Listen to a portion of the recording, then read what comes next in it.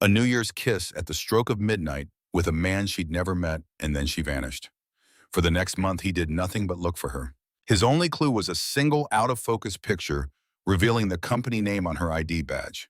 What he did next was utterly unhinged. Just for the chance to find her, he acquired the whole corporation. Yet the moment he stepped onto the factory floor and their gazes locked, she turned and fled. A very happy new year to my incredible Pride family. I'm so glad to have you back for another story that I hope will move you. Honestly, your support is everything, and I promise to keep bringing you the kind of stories that touch the heart as I continue this journey of growth with all of you. And if you're new here, say hello in the comments. I'd love to know where in the world you're watching from. Make sure you subscribe so you don't miss a thing and can officially join our Pride family. All right, let's dive into tonight's story. A kaleidoscope of city lights shimmered on the Thames as Kiara Jones stood alone on the South Bank. Each exhale a ghost of white in the frigid December air. The clock read 11:07 on New Year's Eve. All of London was a thrumming, joyous beast around her, but she was an island of stillness, her eyes fixed on the Black River sliding under Westminster Bridge. 3 months. The thought was a cold stone in her mind, her fingers digging into the icy steel of the railing. It had been 3 months since she landed with only a suitcase in hand and a heart full of pure terror. 3 months since she'd finally broken free from Miami, from Damon's rage, and from that gilded cage he called love. As the final hour of the year dwindled, the throng of people pressed in, becoming a single breathing entity. Lovers were wrapped around each other, friends shared bottles of champagne, and tourists captured it all on the blinding glare of their phones. For Kiara, the loneliness was a crushing, physical presence, a heavy cloak that seemed to shrink her into invisibility. She had forced herself to come here desperate to feel anything but the profound numbness that had seeped deep into her marrow. The fireworks would be beautiful, they'd said. A fresh start, they promised. And God, how she wanted to believe it. Then at 11:23, she felt a shift in the air beside her, a warm, solid presence cutting through the chaos. She kept her gaze forward, refusing to acknowledge him, yet every nerve ending she possessed screamed that she was being watched. This wasn't the fleeting glance of a passerby. It was a gaze with weight, deliberate, focused, and unnervingly intense. Her heart hammered against her ribs. Fear was there, cold and familiar, but it was tangled with something else. A flicker of a feeling she believed Damon had extinguished for good. Curiosity.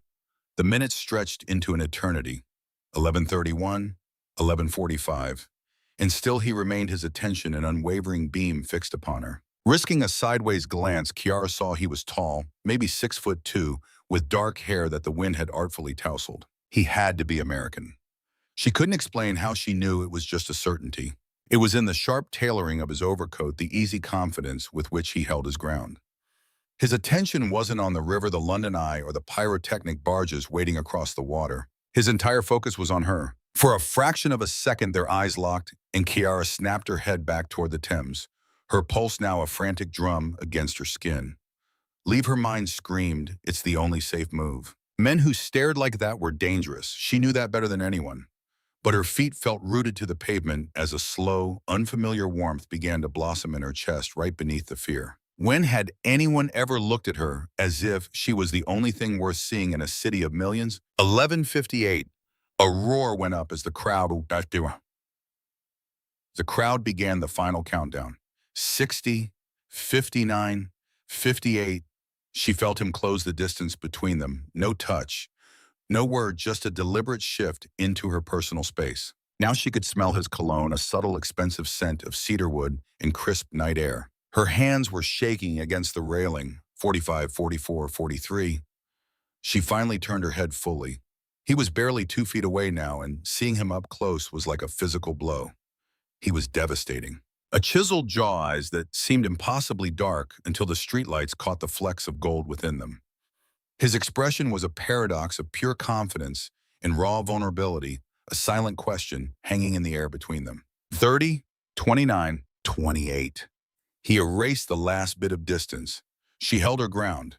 15, 14, 13. He lifted his hands so slowly she had every chance to pull back, and his fingertips grazed her cheek, a touch as soft as a whispered question. Kiara forgot how to breathe. Every rational thought screamed at her to run, but her body was a traitor, leaning almost imperceptibly into his touch. 4, 3.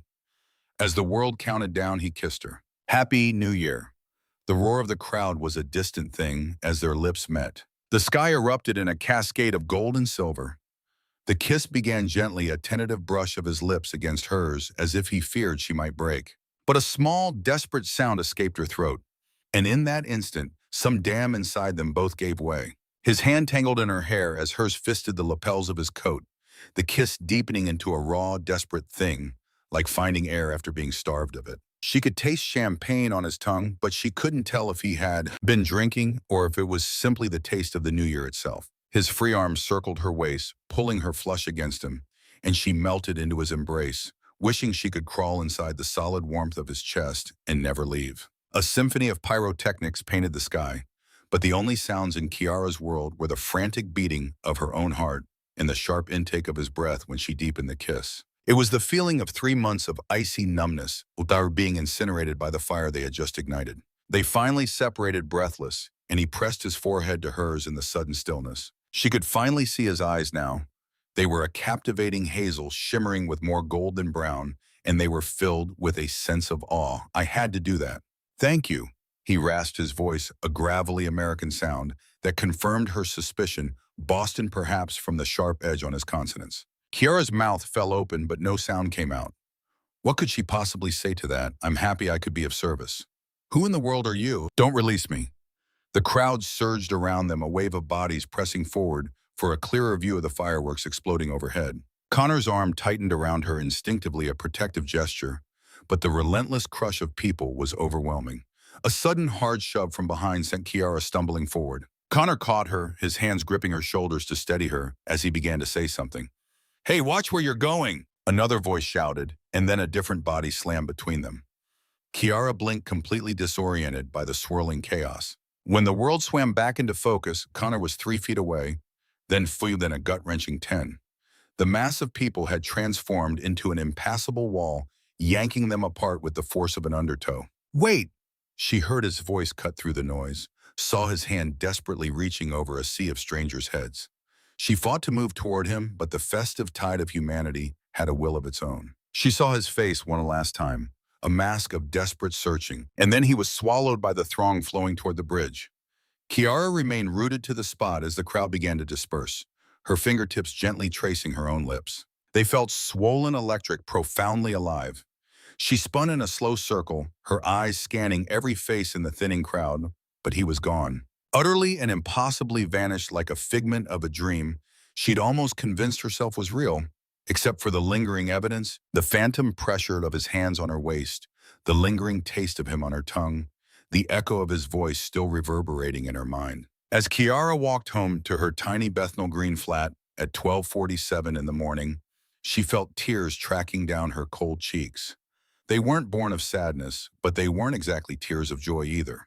It was something else entirely, a feeling that skirted dangerously close to hope. She murmured into the empty street, a secret shared with the London night and herself, "Who were you?"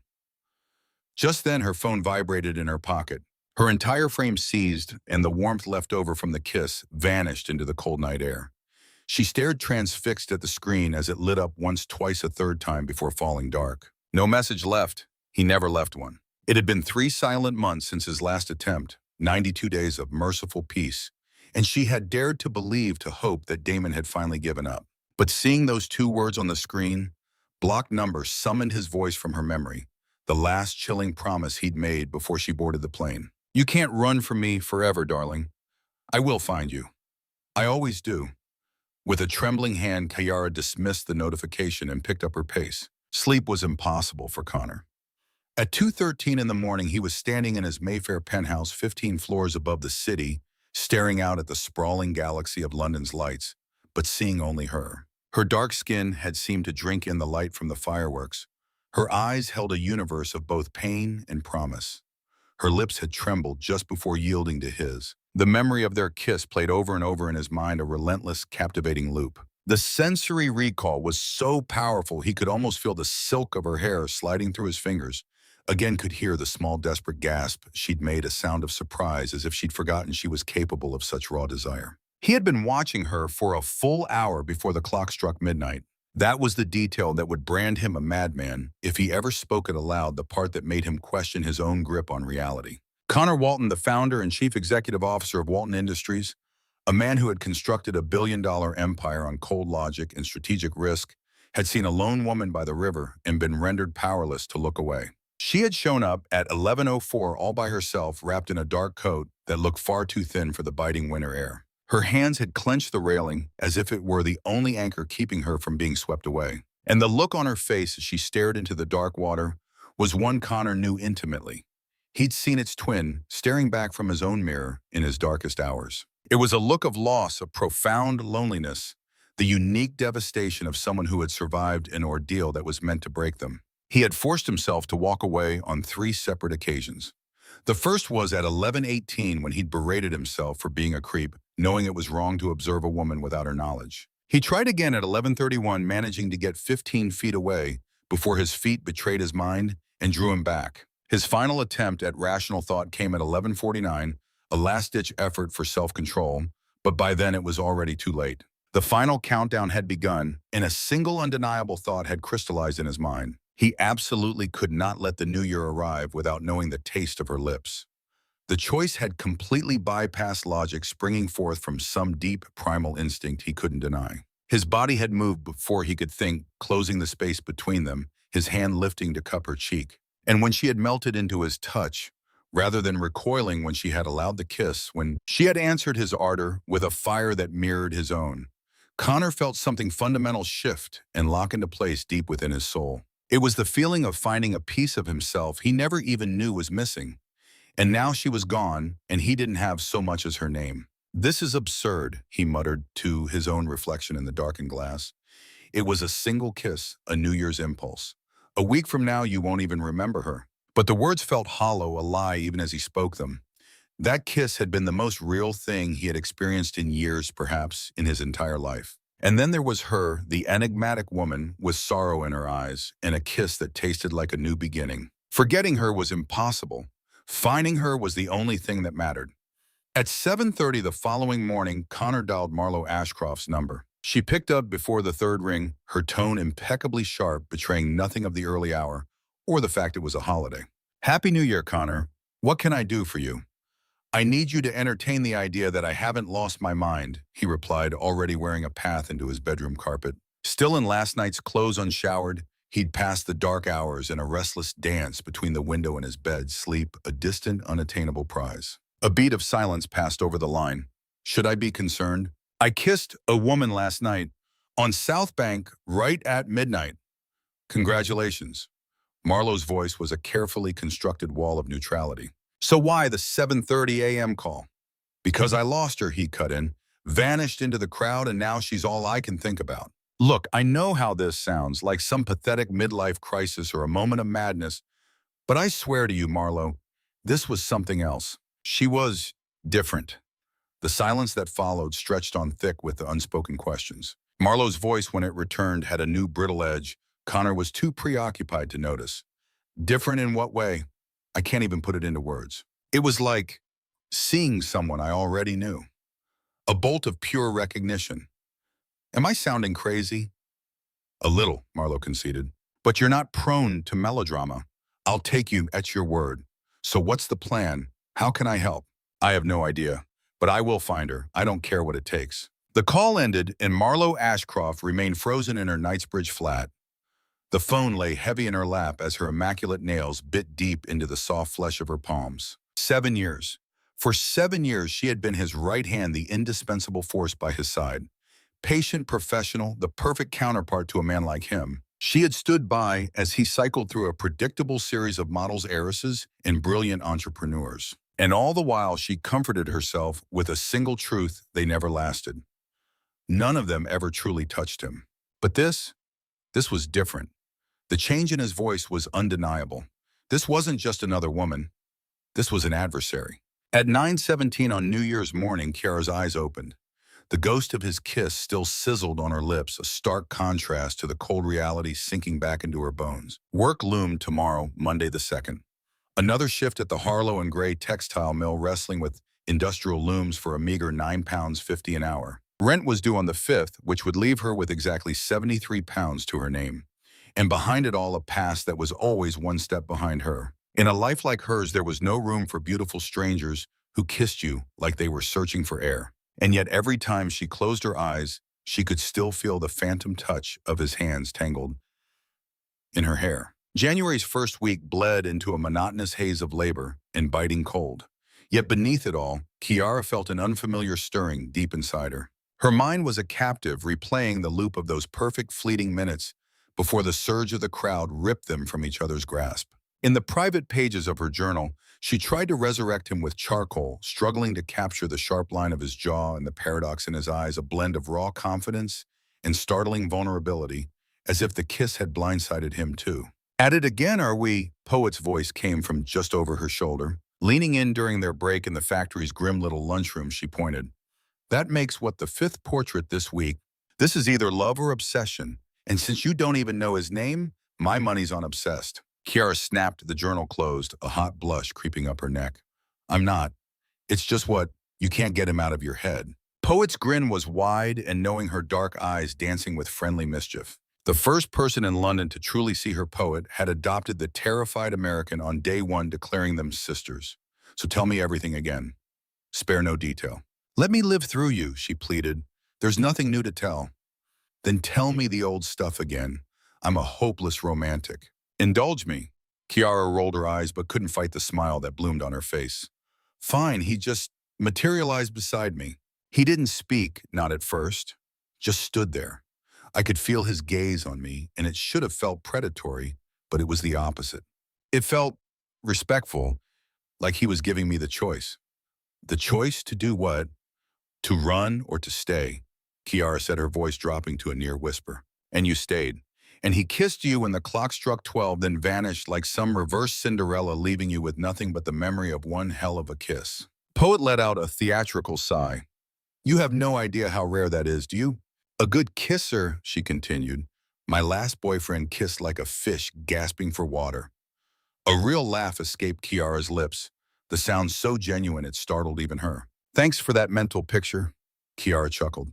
"But seriously," Poet said, her expression softening. "You know the old saying about a New Year's kiss, don't you? That the person you kiss at midnight is destined to be part of your life for the whole year. That's just an old wives' tale. Is it though? Because this is the most alive I've seen you look in the 3 months we've been friends. All from talking about a man you don't even know. Maybe destiny had a hand in this." Later that night, alone in the quiet of her small flat, Kiara allowed herself the dangerous indulgence of believing it, of imagining a world where fate was more than just a story. It was the one place she could summon him back, the one place she felt that rush of life again. But the buzz of her phone was a stone through the window of her fantasy, and the world came crashing in. She ignored the call just as she always did. Sleep was a lost cause. She just lay there staring into the dark until the first light of dawn, with a cold dread pressing down on her, heavy as a tombstone. For the first 2 weeks of January, Connor Walton did something completely out of character. He hunted a ghost. His weapon of choice was a private investigator, a former MI5 operative named Ryan, whose fees were extortionate but whose results were said to be ironclad. Connor laid out the few scraps of information he possessed. The location, the precise time, and a description so vivid, it was clear he'd burned her into his memory, down to the tiny pale scar that cut through her left eyebrow, and the exact way the fireworks had set her hair ablaze. "I need to be absolutely clear," Ryan stated in their first meeting at Connor's office. "Finding one woman in a city of 9 million souls with no name, no photograph, and only a fleeting description is statistically next to impossible." "Then we'll start with the next 2 and work our way from there," Connor countered. "I want you to get your hands on all security footage from the South Bank between 11 p.m. and midnight on New Year's Eve. Every traffic camera, every storefront feed, every tourist's phone video. I want it all. That represents thousands of hours of video. Then assemble a team to sift through it. Money is not the problem here. Time is." Ryan's eyes narrowed, the practiced, assessing gaze of a man who'd made a career of deconstructing people. "You're serious about finding this woman, aren't you?" It was a statement, not a question, but Connor replied anyway, his voice low. "More serious than I've been about anything in a very long time." On the 19th of January, they got a break. A single frame, grainy and blown out by the flash of fireworks, but it was enough. There she was, her face turned perfectly toward the lens, and there, just visible on the lapel of her coat, was the sliver of an employee identification badge. The company's name was an unreadable blur, but the design and color combination were distinctive. Ryan's team got to work enhancing the image, running it through countless databases, and cross-referencing companies known to issue that particular style of badge. On January 22nd, Ryan called with the news. I have 3 potential matches. 2 are security contractors, and the third is a textile factory in East London named Harlow and Gray. The badge style and colors are a perfect fit. Focus on the factory, Connor commanded instantly, a powerful instinct flaring in his gut telling him that was the one. It made perfect sense.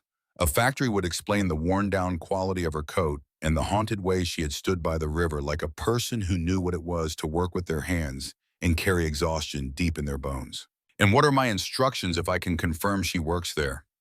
The line was quiet for a long, charged moment. Nothing for now. Just confirm her presence. I will handle everything else personally.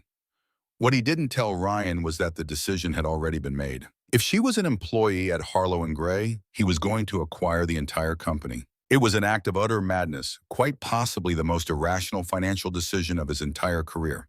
But the Walton empire had been built on a bedrock of trusting his own instincts. And every single one of those instincts was screaming that this woman, the stranger who had kissed him with the desperation of a drowning person, was crucial. That she was everything. On January 24th, Ryan confirmed it. An employee fitting her description was on the payroll at Harlow and Gray.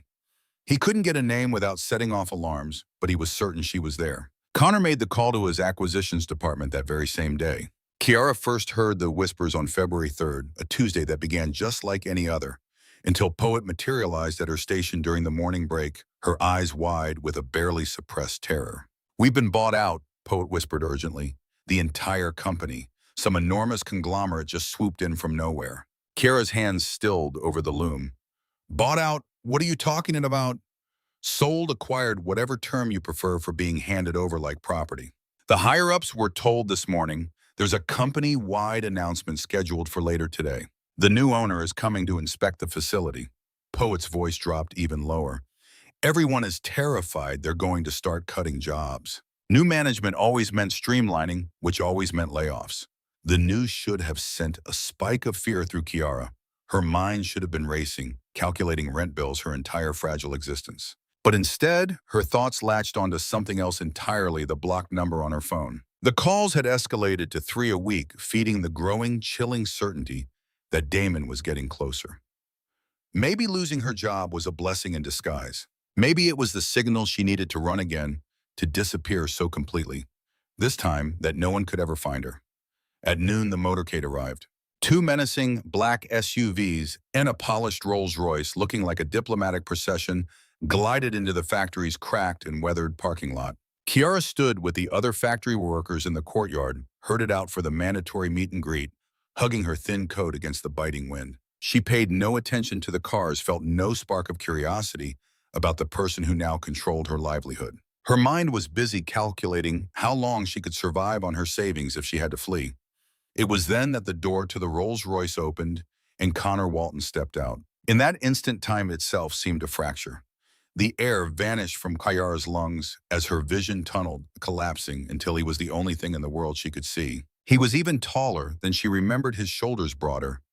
Inside a suit that was so finely tailored, it seemed to be woven from money itself. He was every inch the billionaire magnate, powerful, refined, and surrounded by a phalanx of executives in equally pristine attire. And then his gaze cut through the crowd, and it found her. She saw the moment of recognition hit him, a jolt so visible his entire frame went rigid.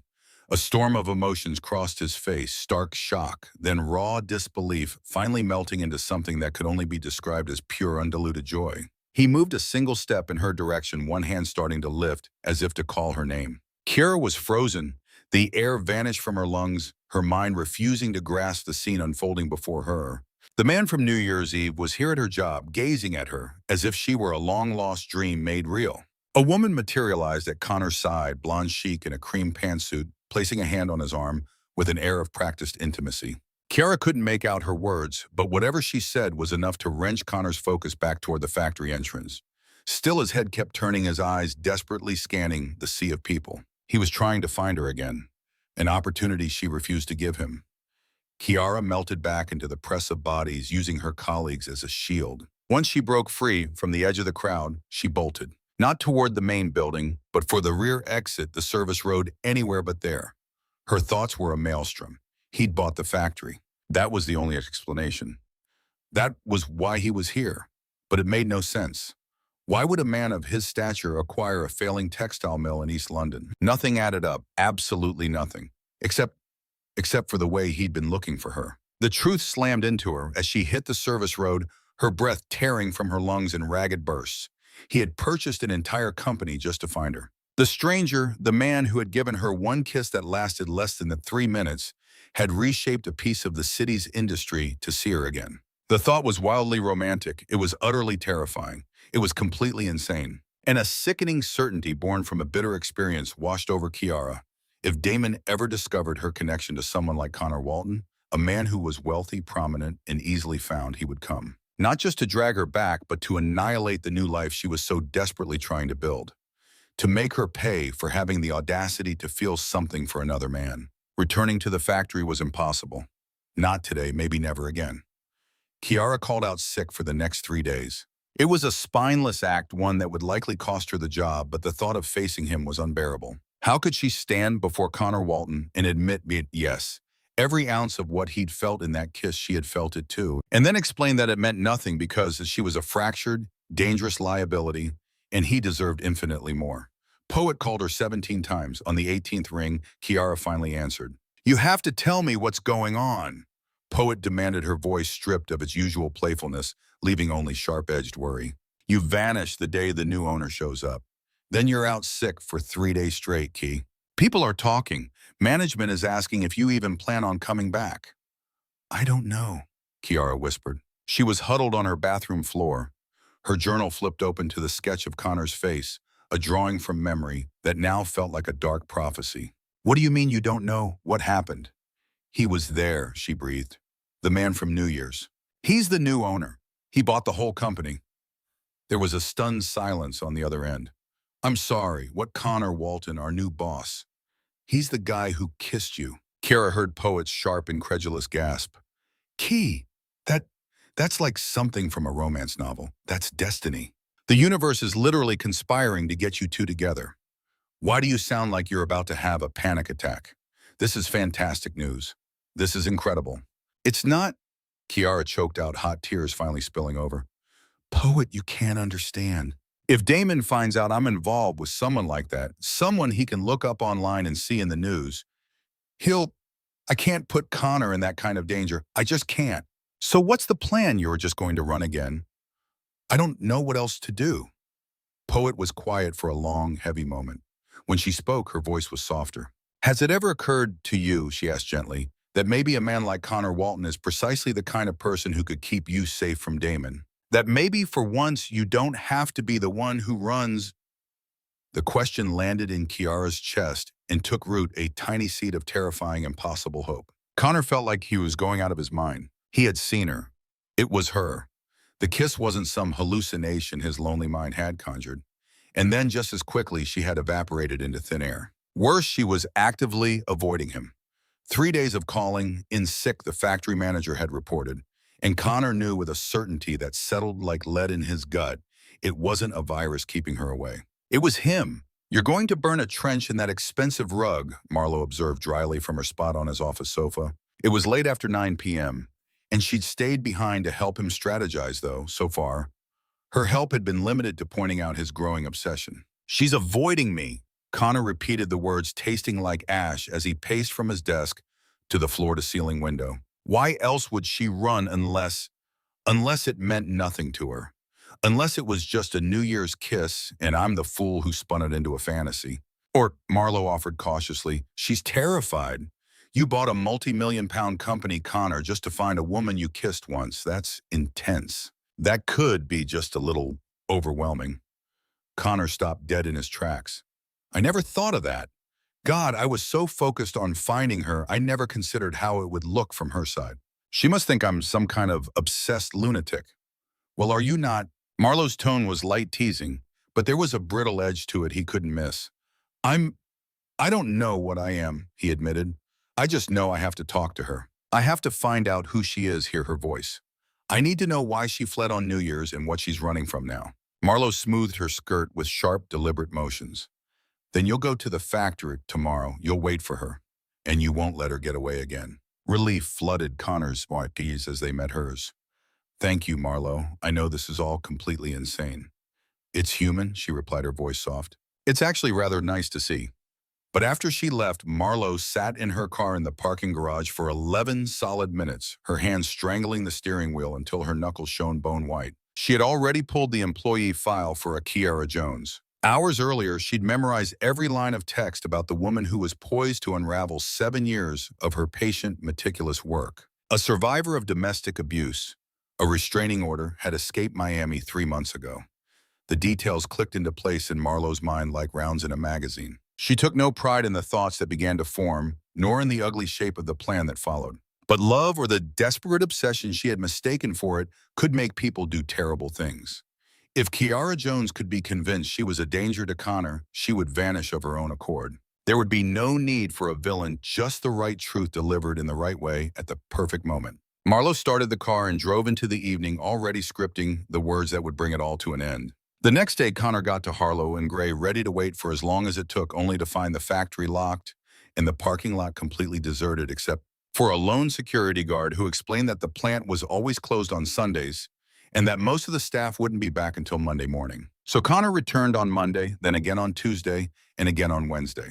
Each day, Marlo had miraculously arranged for him to be somewhere else, touring other facilities and meetings with different department heads, anything to keep him off the textile floor where Kiara was working. He was growing frustrated, and a thread of suspicion began to unravel in his mind.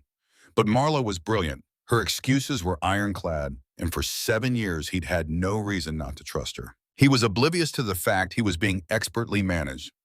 Then on Thursday, February 10th, Connor's patience finally snapped. He showed up at the factory unannounced and alone and marched directly onto the textile floor. Marlo was trapped in meetings clear across town, unable to run interference. For the first time since the acquisition, Connor had an unobstructed path. The floor itself was a cavernous space thrumming with the thunderous rhythm of industrial looms and sweltering with the combined heat of machines and people. With his heart hammering against his ribs, Connor strode between the workstations, his eyes darting from one face to the next. Workers looked up as he passed, their expressions a mixture of curiosity and anxiety at the sight of the boss walking the floor unescorted. And then he saw Cher, last station on the right. Her head was bowed over her work. Her dark hair was pulled back into a bun, and she wore the same impossibly thin coat from New Year's Eve. She was so consumed by the fabric flowing through her machine that she hadn't seen him yet. Connor forgot how to breathe. She was real. She was right there. Looking at her was so beautiful it was a physical ache. He closed the distance between them, the sound of his footsteps completely devoured by the noise. She must have felt him coming because her head lifted, and across 10 feet of concrete their eyes met. The entire world seemed to fall away. Connor watched a cascade of emotions flash across her features.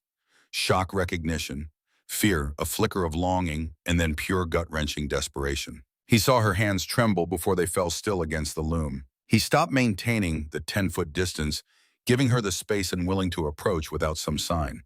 His voice when he spoke had to be raised to be heard, but he kept it gentle, almost reverent. "It's really you." Kiara's lips parted, but no words came out. Her eyes grew wide, filling with tears. She furiously blinked away. Connor risked a single step forward. "Just one. I've been looking for you for a month. I honestly thought I was losing my mind. Tell me I'm not crazy." The words were both a confession and a desperate plea. Her face crumpled in on itself as she shook her head back and forth. But Connor couldn't tell if she was denying his sanity or her own heart. You're mistaken," she whispered. The lie broke on her lips, a fragile sound almost swallowed by the machines. "Kiara Jones," a supervisor's voice barked from across the floor. "Back to work. You're on company time." The connection shattered. Kiara's head whipped back toward her loom, her hands moving like an automaton, but tears were now streaming freely down her face, and Connor felt something inside his chest rip apart. He opened his mouth to press her to say anything at all, but was cut off by Marlo's voice echoing through the vast room. "Connor, there you are. We have that conference call with Tokyo in 15 minutes. We need to get going." She had appeared from nowhere like an apparition, her timing perfect, her hand already on his arm, steering him away. Connor resisted her pull, his eyes still locked on Kiara. "Give me 5 more minutes," he said. This call can't be moved. It's the Nakamura deal. We're talking 6 months of negotiations. You absolutely have to take this. Connor's gaze flickered between Marlowe's urgent face and Kiara's rigid back. Duty and desire waged war within him. He could see she wasn't looking at him, and he knew that pushing her now would only terrify her more. He let Marlowe pull him away, but he glanced back over his shoulder 3 times. On the third look, Kiara finally met his gaze again, and the sheer devastation in her eyes nearly stopped him in his tracks. That night, Connor sat alone in his office, ignoring the conference call from Tokyo, the one Marlowe had insisted was so urgent, which had turned out to be completely routine. It was finally dawning on him that he'd been utterly manipulated upon in someone else's game. But Marlowe's scheming meant nothing. The only thing that mattered were the tears glistening on Kiara's cheeks. She had felt the same spark. That jolt of electricity on New Year's Eve, it hadn't just been him. She'd experienced it too. But something was terrifying her, pushing her to flee. He could see raw fear in her eyes. And Connor Walton didn't get to where he was by backing down from a challenge. He pulled his phone from his pocket, his thumb already finding Ryan Chen's contact. I need a complete dossier on a Kiara Jones. Her job history, personal background. The reason she relocated to London. I want every last detail. And Ryan, he added, his voice dropping, I want it on my desk by morning. 2 days later, Connor was sequestered in his penthouse. The report from Ryan laid out before him. A cold fury began to coil in his gut, a living, breathing entity. A restraining order against a Damon Creed. Police files detailing a horrifying inventory, bruises, fractured ribs, a clear history of escalating abuse. Kiara hadn't just moved. She'd fled halfway across the world to escape a man bent on her destruction. And now she was terrified that his presence would put a bullseye on them both. She wasn't running from him, she was desperately trying to shield him. That single realization changed the entire equation. This was no longer about trying to spark a connection. That connection that was already there blazing between them. This was about proving to her that she wouldn't have to face this demon from her past by herself. Connor picked up his phone again, dialing the factory's main line and demanding to be put through to human resources. Moments later, he had Kiara's number. He took a sharp breath and pressed the call button. The line rang 4 times.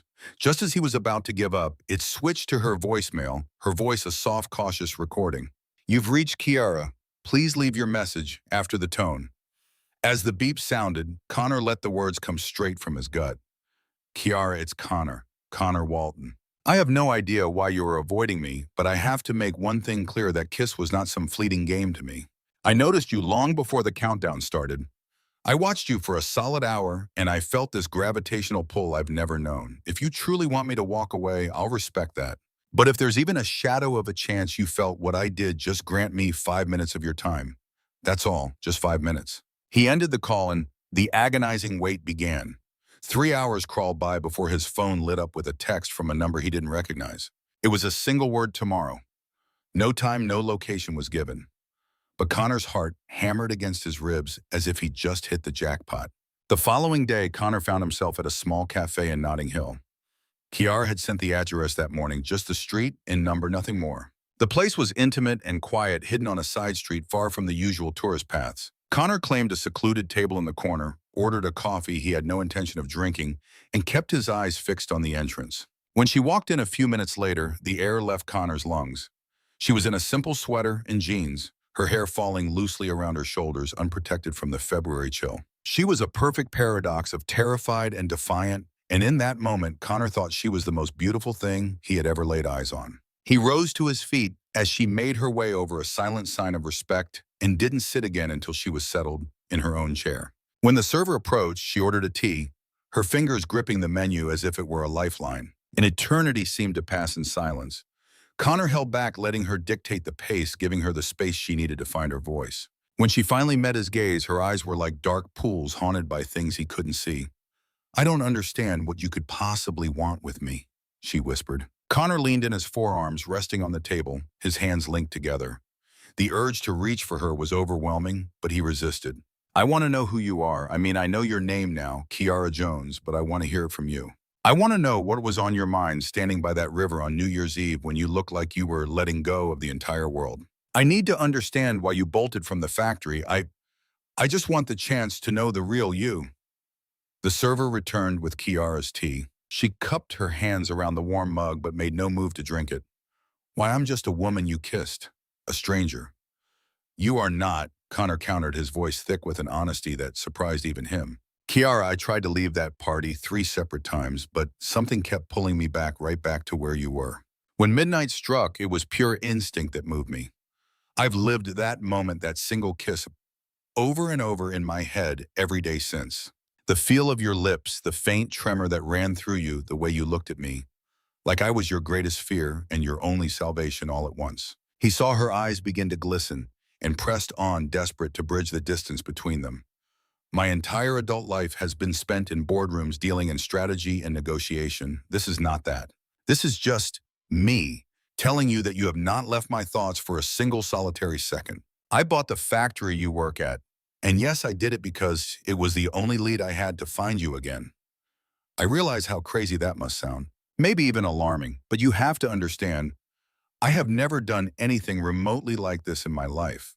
I have never felt anything close to what I felt when I first saw you. A single tear broke free and traced a path down her cheek, which she swiped away with an angry motion. You have no idea what you're saying. You don't know who I am. You don't know the things what I'm escaping from. Then tell me, Connor pleaded, his voice gentle. Let me understand. And so in a broken, hesitant voice, Kiara began to speak. She told him of Miami, of Damon, of a love that had begun like a fairy tale and twisted into a living nightmare. She recounted the first time he'd laid a hand on her, the web of excuses she'd spun, and how the violence had relentlessly worsened. She spoke of the last brutal night, the one that ended with a hospital visit, and finally gave her the desperate strength she needed to vanish. She laid it all out in the legal order, the constant terror, the phone calls that had resumed after 3 blissful months of quiet. She carefully omitted Damon's name, refusing to arm Connor with a target, but the chilling outline of the man she described was more than enough. By the time she was done, her voice had faded to a fragile whisper. I'm not whole. I'm shattered and I'm terrified, and you deserve someone who is neither of those things. It was then that Connor finally moved his hand hovering over hers, a silent question in the space between them. Her gaze fell to his hand held there for what felt like an eternity before she gave a nearly imperceptible nod. The warmth of his palm enveloped her trembling fingers. The contact was a jolt of lightning, a sudden anchor, a profound sense of safety. You are not broken, he countered, his voice resolute. You went through hell and came out the other side. That doesn't make you broken, Kiara. That makes you a survivor. I'm not, she argued weakly, even as her own hand turned beneath his, their fingers lacing together with an impossible forgotten familiarity. Yes, you are. And I want to be the person you can finally trust. I need you to know that I truly see you. Not the trauma, not the scars, but you. The woman who loses herself watching fireworks over the river. The woman whose kiss felt like she was relearning how to hope. That is the woman, Kiara, that I'm here for. They remained like that, hands entwined on the tabletop as her tea grew cold and his coffee was forgotten. Connor opened up about his Boston upbringing, the bitter fallout of his parents' divorce that had poisoned his view on commitment, and the crushing isolation that came with building an empire from scratch. He painted a picture of New Year's Eve from his side of seeing her across the crowd and feeling like he'd been struck by a bolt of lightning. Kiara just listened, feeling the walls she'd built so high around her heart turn to dust with every raw confession, every shared vulnerability. This incredible, driven, gorgeous man was extending something to her she believed had been stolen from her for good. A second chance, a real choice, a fresh start. It wasn't until the cafe owner politely told them he was locking up that they realized it was already 6 p.m. Nearly 4 hours had vanished in what felt like a heartbeat. Out on the street, as twilight settled over the city, a heavy silence fell between them, both unwilling to say goodbye. Can I see you again? Connor asked, his hands shoved deep in his pockets, as if physically stopping himself from reaching out to her. Kiara knew the logical response, the self-protective one. The answer should have been no, a shield to protect him from the wreckage of her life. But she'd already spent 3 long months being logical and self-protective and utterly alone. Yes, she breathed. The smile that broke across Connor's face was bright enough to illuminate the entire street. Tomorrow. I have to work, but after I'll come get you. Kiara just nodded, and before the doubt could creep in, she rose onto her toes and pressed a quick kiss to his cheek. It was fleeting, almost shy, but Connor's eyes fluttered shut, as if she'd just handed him the most precious gift. Thank you, she whispered, for not giving up on me. I never could, Connor admitted, his voice low. You made me want to be a man who was worthy of being trusted. And if you'll let me, I'll spend the rest of my days proving it." That night, Kiara lay awake, her mind replaying his every word, every glance, the ghost of his hand holding hers. So for the first time in what felt like a lifetime, when her phone vibrated at 11:53 p.m. and an unknown number flashed on the screen, her first reaction wasn't a spike of terror. It was a surge of pure rage. Rage that Damon was trying to poison this beautiful tentative hope that was blossoming between her and Connor. She ignored the call, but this time she refused to delete the number. Instead, she saved it. She began building a case, gathering proof. Maybe Poet had been right all along.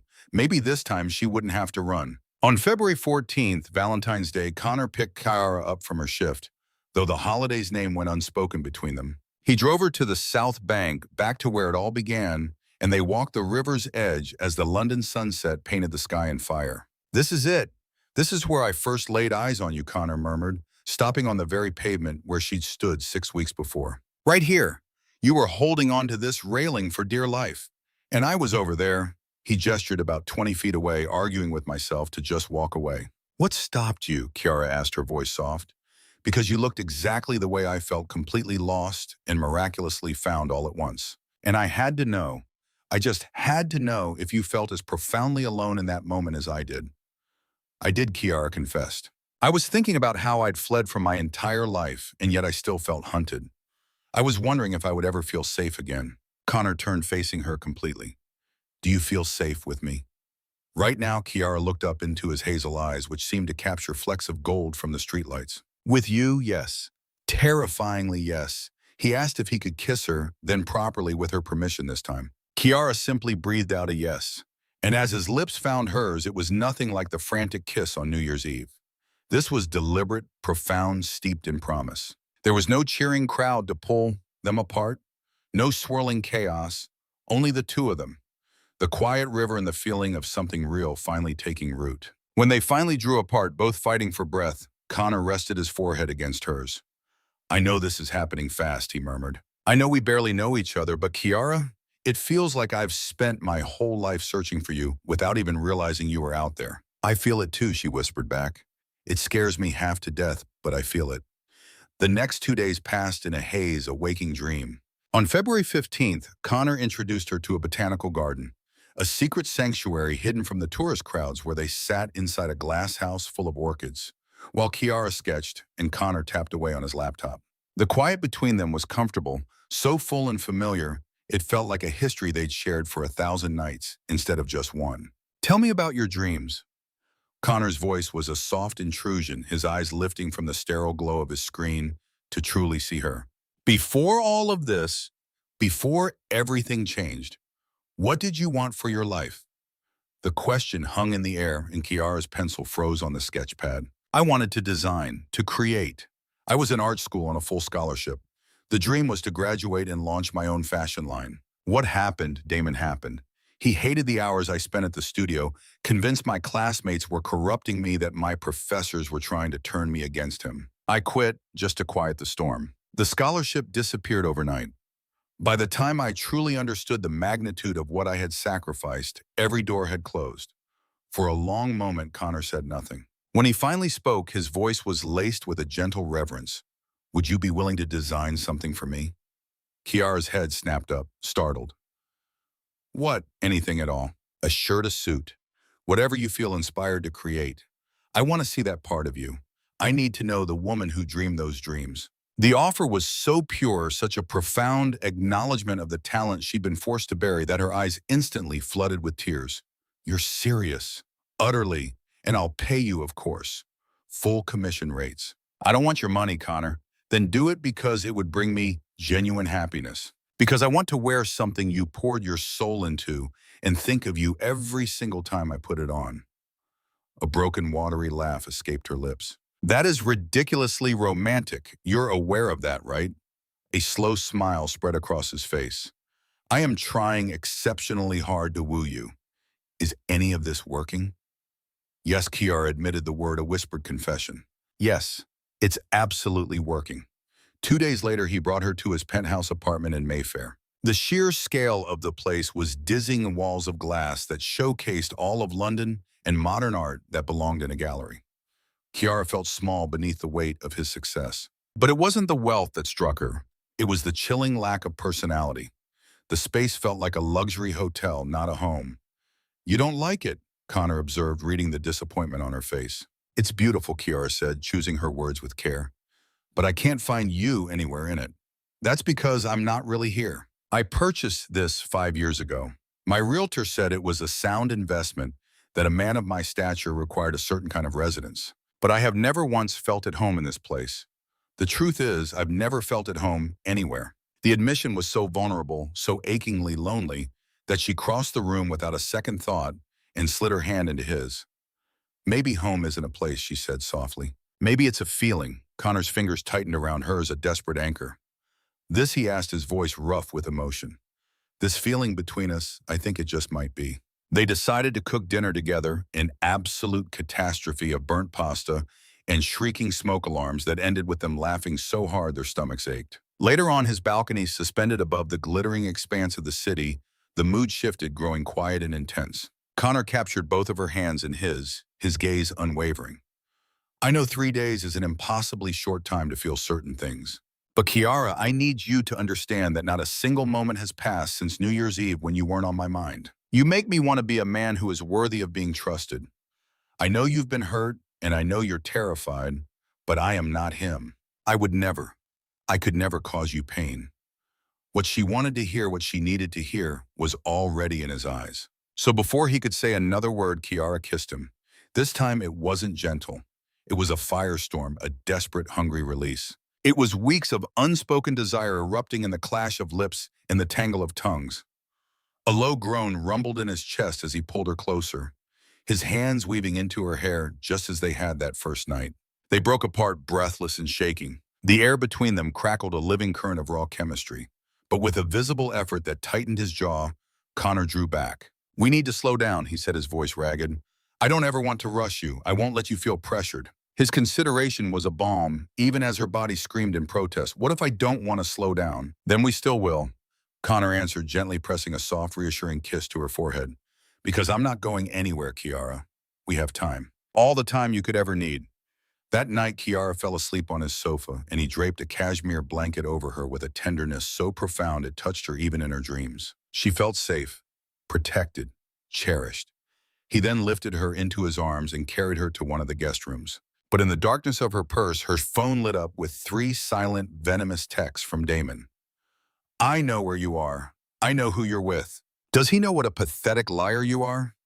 She woke in the morning to find him standing by the vast windows, already dressed, his phone clutched in his hand. The tension in his shoulders was a palpable thing, even from across the room. He held himself with a rigid control that hadn't been there last night, when she drifted to sleep wrapped in his blanket and the lingering warmth of his kiss. Connor, her voice was thick with sleep.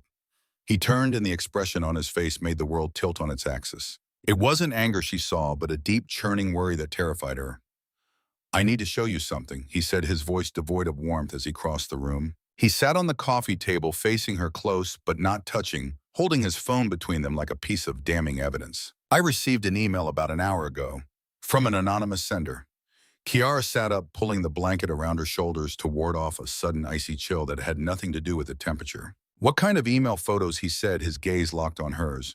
"Photos of you from Miami, and copies of police reports." He took a breath, his words measured.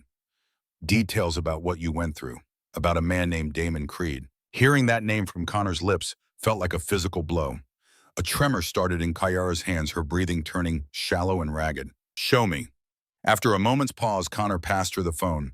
The message was cold, its cruelty masked in stark professionalism. There were pictures she hadn't known existed, a younger her beaming beside Damon, at a seaside cafe, another on a beach somewhere. They had to have been pulled from his old phone, from accounts she'd scrubbed from her life years ago. And then the official documents. Police reports with black lines drawn through sections, but the story they told was sickeningly clear. Words leaped off the screen: domestic disturbance, assault and battery, restraining order filed, and beneath it all, a single venomous sentence. "Just thought you deserved to know who you've really gotten tangled up with. She's got you completely fooled." The world swam out of focus. Kiara shoved the phone back at him as if it were white hot. I I never wanted you to find out like this. I told you what he did, she stammered. But laid out like this, it looks like I was being deceptive, like I was hiding the worst of it. Kiara breathed. Connor's tone was solid, unwavering as he enveloped her trembling hands with his own. None of this changes how I see you. You gave me the truth that mattered.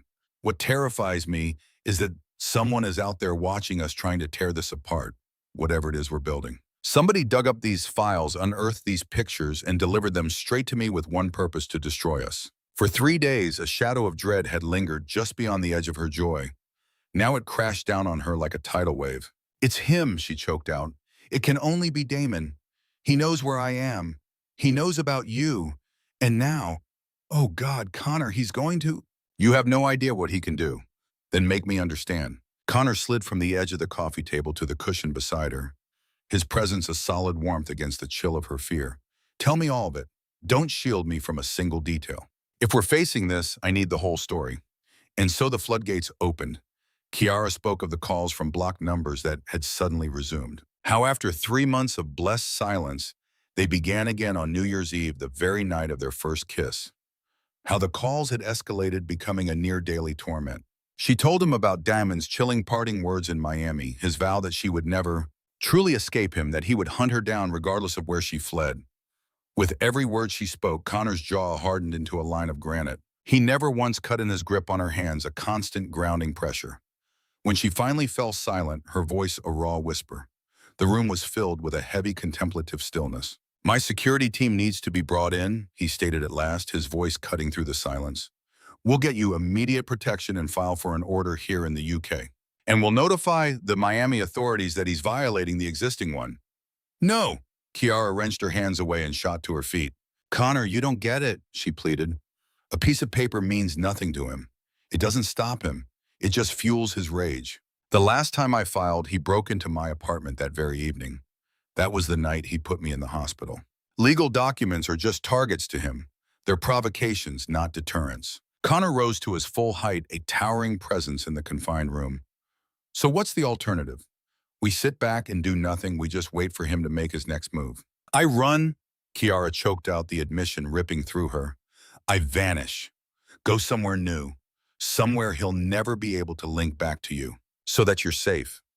Not a chance in hell. Connor's voice was like the crack of a whip, absolute and final. He crossed the room in 2 long strides, closing the space between them. Kiara, look at me. She lifted her gaze to his, and the fire she saw there nearly took her breath away. I will not let you run. Not from this monster. And not from me. We are going to face this together. You don't realize what you're asking, she argued, though her resolve was crumbling. This has nothing to do with you. This is my burden to carry. It became my fight the second our lips touched on New Year's Eve, Connor countered. It became my fight when I realized I'd buy an entire company just to get close to you. Do you honestly believe I'd let some violent coward scare you into walking away from me now? Intimidate us, that's off the table. Tears traced hot paths down Kiara's cheeks. He'll go after you. If he even suspects you're important to me, he'll target you just to make me suffer. The hard edges of Connor's face softened. He lifted his hands deliberately, giving her time to react before framing her face between his palms. Then let him try. Kiara, I have capabilities he can't even imagine. He's powerless against what I can bring to bear. Top-tier security, the best legal minds, a network he couldn't touch. You've been shouldering this burden by yourself for too long. That ends now. Please just trust me. Don't go. Let me protect you. Let me handle this. The urge to simply say yes, to collapse into his strength and finally stop running was a powerful, seductive pull. But life had taught her a brutal lesson. Relying on anyone else for safety was a gamble she couldn't afford to lose again. But what if your people? What if it's not enough, she breathed. Then it will be, Connor replied, his tone leaving no room for doubt. Together. The single word echoed in the space between them both, a solemn vow and a desperate request. Kiara squeezed her eyes shut as his thumbs gently swept away the moisture on her cheeks, the last of her tears. All right, she whispered, the fight finally leaving her. Okay, I'll stay. In an instant, Connor gathered her into an embrace, and she melted against him, pressing her face into the solid wall of his chest. She felt the soft press of his lips in her hair, and the steel of his arms encircling her, a human fortress built of sheer determination to keep the world at bay. "You're safe now," he whispered, a steady promise in his voice. "I won't let him near you." By 9:33 a.m., Connor was already on the phone putting his plan into motion. The calls were a dizzying litany of power.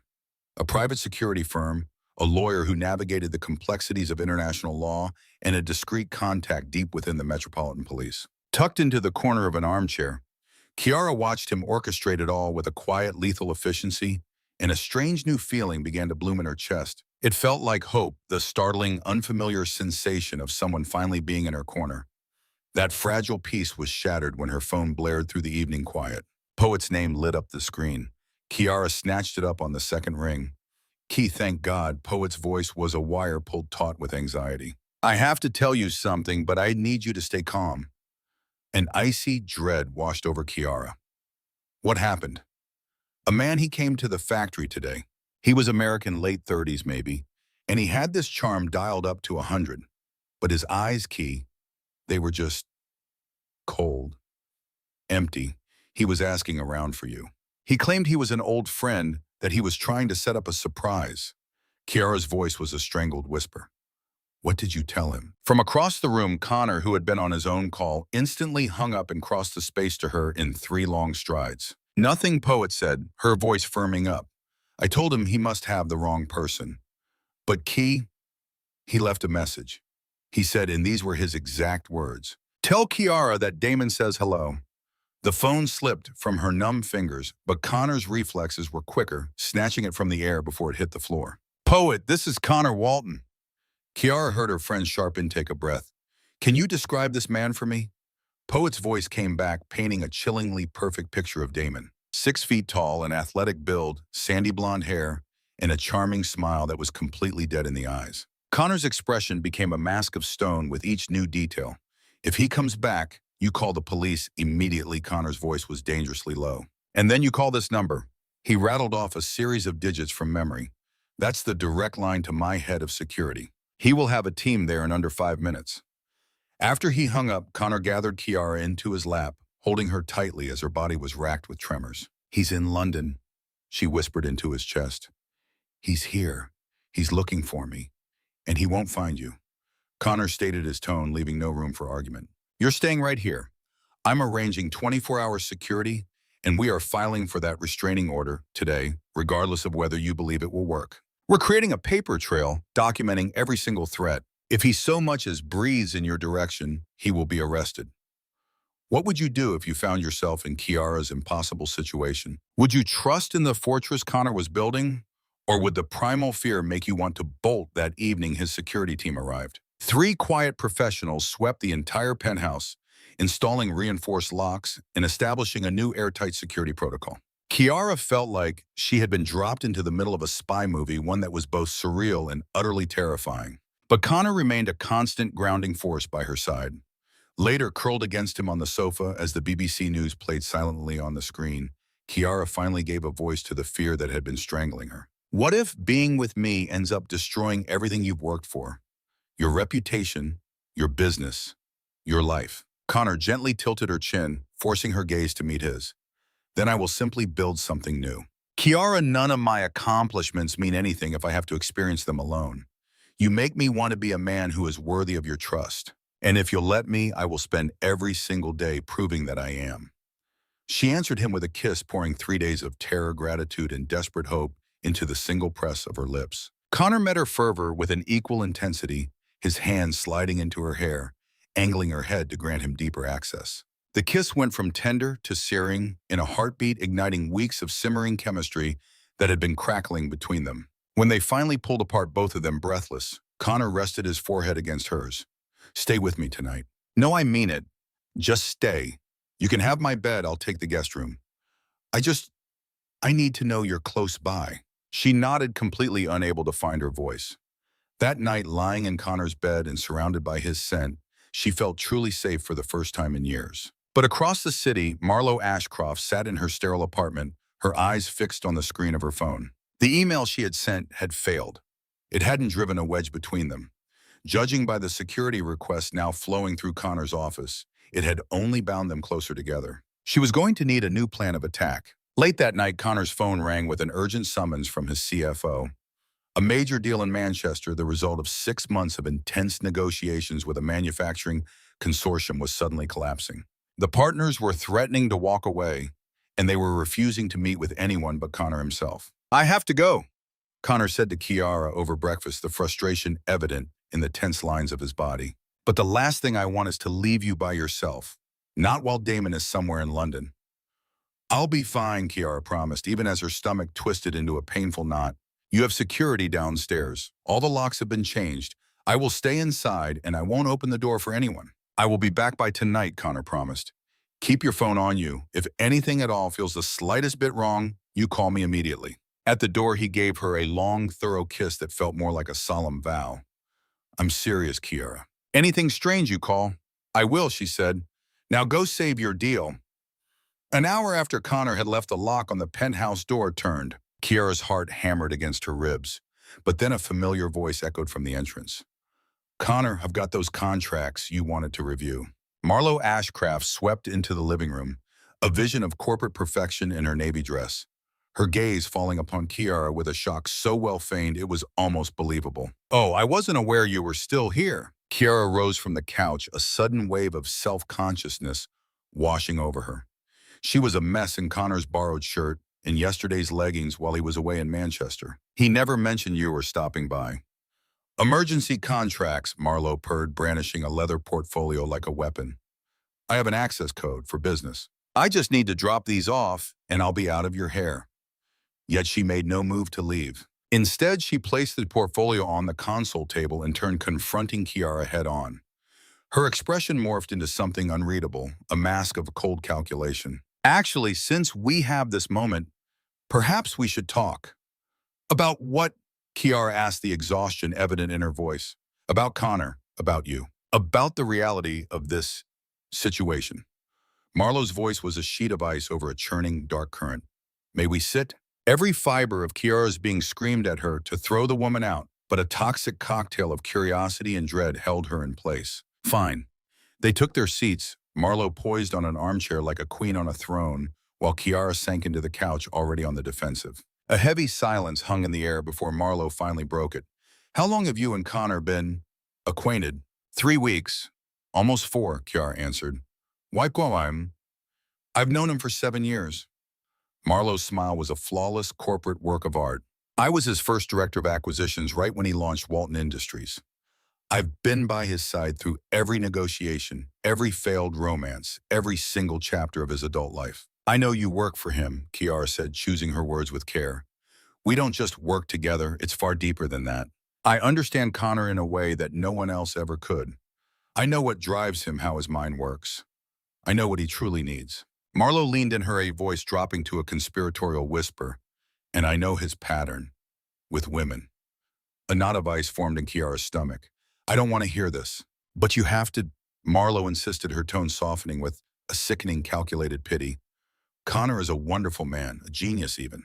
But he has this tendency, a type of relationship he gets swept up in. They're like supernovas, brilliant, intense, all-consuming, and then they collapse into nothing when reality hits. The novelty wears off, and he grows restless."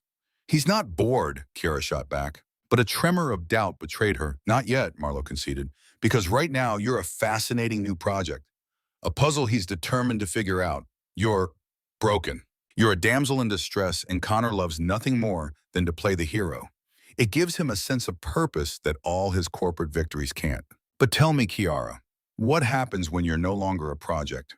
What happens when you're healed? When the broken pieces are put back together and the fear is gone, when you're just another woman with ordinary needs and his world revolves around boardrooms and transatlantic flights once more?" Every word was a poisoned dart striking the very heart of Kiara's deepest insecurities.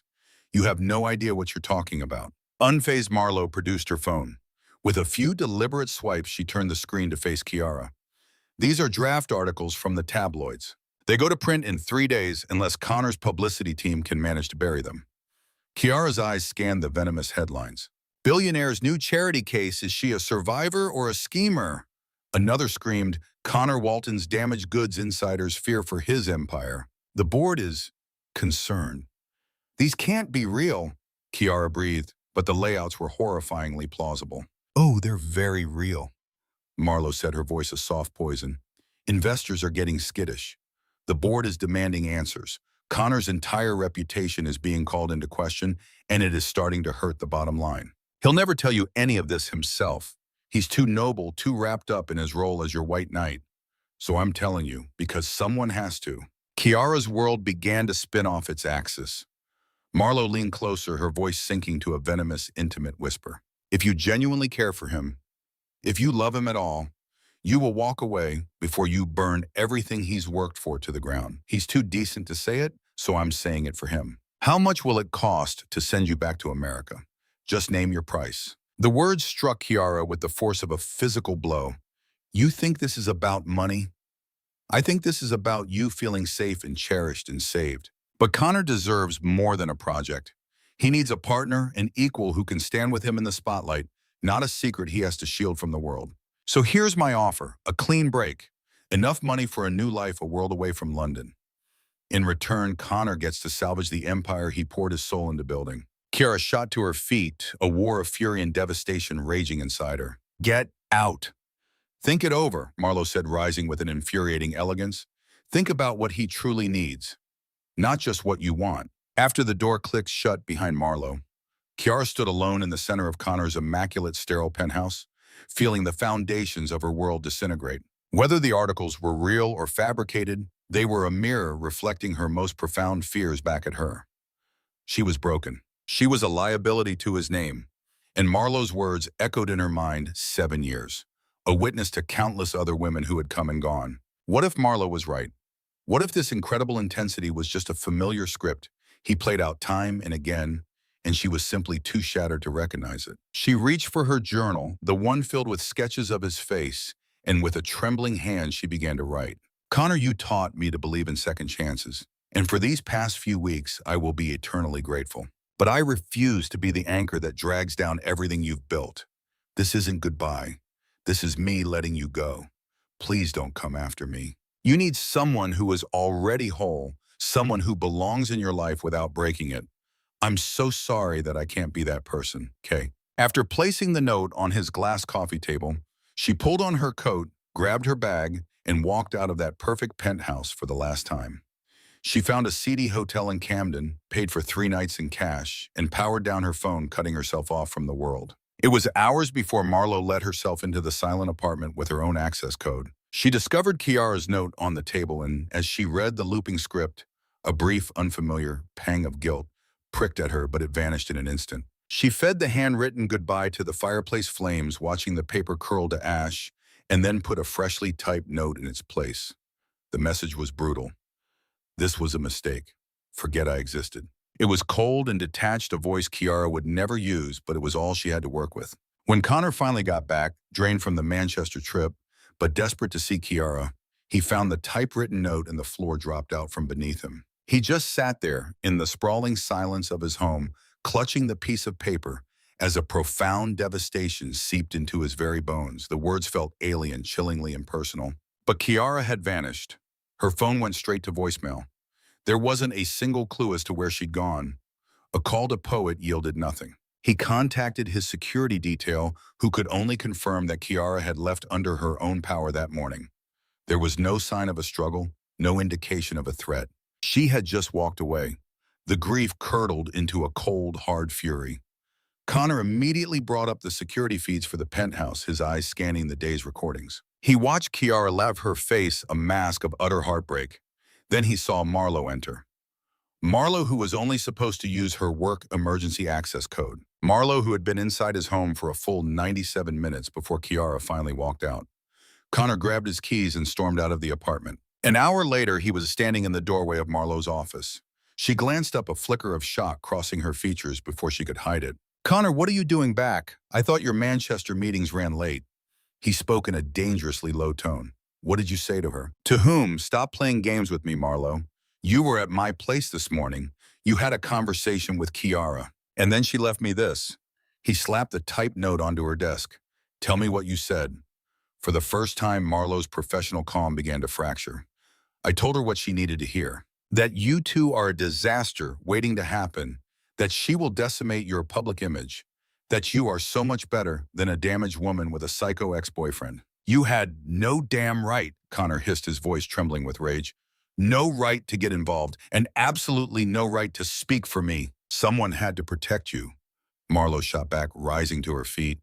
The carefully constructed facade was crumbling, exposing something raw and desperate beneath. Connor, I have dedicated 7 years of my life to you. I have watched you, waited for you, and made myself essential to your world. And then this broken stranger shows up, and in 3 weeks she has been given everything I have ever dreamed of. The confession hung between them, thick and suffocating. Connor stared, a horrible clarity dawning on him. You're in love with me, he stated, his voice devoid of emotion. Yes, Marlo admitted, her voice trembling. Is that so unbelievable? And you orchestrated the whole thing. The anonymous email about Kiara's history, that came from you. Marlo flinched, but then gave a slight, defiant nod. I made sure you received it. I was certain that if you understood the risk, the sheer amount of damage she carries, you'd see reason. But it had the opposite effect, didn't it? It just made you more protective. So I had to try a different approach. You emotionally manipulated her into leaving me. Connor said, the accusation laced with rising fury. You preyed on every single one of her insecurities, weaponized her trauma, and you chased her away from me. I offered her a way out, Marlo countered. I gave her the chance to do the right thing for your future. No, you dripped your own poison into her ear and called it medicine. Connor's voice was pure ice. Marlo, consider your employment terminated. It's effective now, and if I ever learn that you've tried to contact me or Kiara again, I will professionally ruin you. Is that clear? The color drained from Marlo's face. Connor, wait. I was just trying to help you. Get out. He turned and walked away before she could utter another word, but the victory was completely empty. He dealt with Marlo, but Kiara was still out there somewhere, lost and believing every one of those calculated lies. Alone in her office, Marlo felt a hot wave of humiliation wash over her. 7 years of her life incinerated in a single disastrous conversation. For nothing. Connor would find Kiara, he would undo the damage, and Marlo would be left with absolutely nothing, unless Kiara never came back. A venomous thought took root. Marlo took out her phone, pulling up a number she had paid a great deal to acquire. It was Damon Creed's private number. She's at the Camden Plaza Hotel Room, 214. I thought you'd want to know. The act was petty, spiteful, and irreversible. Marlo pressed send. At 10:30 p.m., in a grim hotel room in Camden, Kiara sat on a questionable bedspread, feeling utterly hollowed out. She kept repeating it to herself. She had done what was necessary. She had protected Connor by setting him free. But the pain felt like a slow death. A sudden knock on the door made her jump. Figuring it was just housekeeping, she opened it without looking through the peephole. Damon Creed was standing in the hallway. He offered her that sickeningly charming smile, the one he always wore right before the monster emerged. Hello, baby, he crooned. Did you miss me? Kiara instinctively tried to slam the door shut, but his foot was already wedged in the opening. Now, baby, that's no way to greet an old friend. I'm just here to talk. He pushed the door open slightly. That's it. I've been getting help. Kiara, I went to therapy. I've been working on my issues. I drove all this way just to tell you how sorry I am. I don't want to hear your apology, Kiara stammered, her voice shaking with pure terror. Go away, or I'm calling the cops. And what are you going to tell them, that your ex came to say hello? I haven't laid a hand on you. I haven't even raised my voice. We're just having a conversation. His eyes cold and dead, despite the cheerful smile darted down the empty corridor. But if it makes you feel safer to meet in public, the lobby is fine with me. Kiara weighed her options. Damon in the confines of her room was a threat. Damon in a public space surrounded by potential witnesses was a calculated, slightly less terrifying risk. Agreed. The lobby in 10 minutes. She snatched her phone, powering it on for the first time in what felt like an eternity, and watched it convulse with a flood of alerts. 17 missed calls from Connor. 34 texts, a string of voicemails. She swiped them all away, a cold knot in her stomach, and headed for the elevator. He was already there, waiting in the hotel's sad little lobby, sprawled in a threadbare armchair, as if it were a throne. Kiara took a seat opposite him, putting as much distance between them as the small space would permit. London agrees with you, Damon observed, his eyes raking over her. Just say what you need to say, Kiara cut in, her voice like ice. And then you're going to leave. I'm sorry. The words felt hollow, like a line from a play. For everything that happened in Miami, the rage, the way I treated you, It was all wrong. I was wrong. I've been seeing a therapist to understand my triggers to find healthier ways to cope. Good for you, Kiara said, her tone utterly devoid of warmth. I'm glad you're getting help, but it doesn't change a single thing for us. There is no us anymore. There's a court order and an ocean between us, and that's exactly how it's going to remain. Damon's smile didn't reach his eyes. I hear you found a replacement, Connor Walton. That's quite a step up. How does a girl from the factory floor land a billionaire? The question was a poisoned dart aimed to wound. That is none of your concern. Oh, but I'm fascinated, Damon countered, sliding his phone from his pocket. I was just wondering if he knows the real you, about our history. He angled the screen towards her, his thumb swiping through a gallery of images. Take a look. Here's Connor with a certain blonde, Marlo something or other. Seems they have quite a history. Years of pictures together, charity balls, overseas trips. They look awfully close for two people who are just colleagues. A cold dread washed over Kiara. The photos were undeniable. Connor and Marlo smiling at galas, laughing on what looked like a yacht. Her hand resting casually on his arm, his smile genuine and warm. A whole lifetime of shared moments right there in pixels. He's just playing with you. Damon's voice was a venomous whisper. Men of his stature don't build a future with women like you, Kiara.